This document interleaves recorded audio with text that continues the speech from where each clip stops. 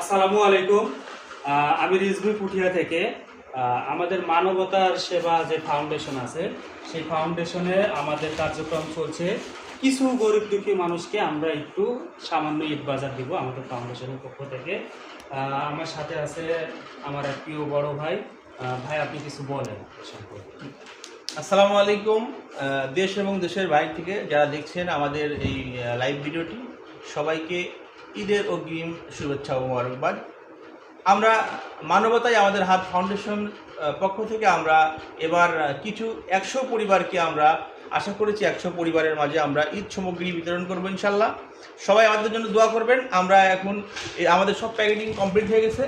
আমাদের ইনশাল্লাহ আমরা আজকে জুম্মার নামাজ পরে আমরা শুরু করবো ইনশাল্লাহ। সবাই আমাদের জন্য দোয়া করবেন, আপনারা সহযোগিতার হাত বাড়িয়ে দেবেন, আমরা যাতে এরকম মানবতার কাজ করতে পারি।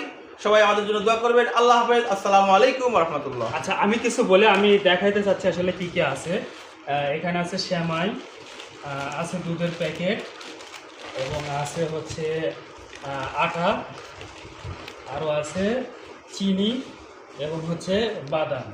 তো আমাদের ছোট্ট আয়োজন, আমরা প্রতি মাসে দোয়া করবেন আপনারা, আমরা প্রতি মাসে এই ধরনের কার্যক্রম করব। শুধুমাত্র রমজান না, এই রমজানে আমাদের শুরু হয়েছে কার্যক্রম, আমরা প্রতি মাসেই করব।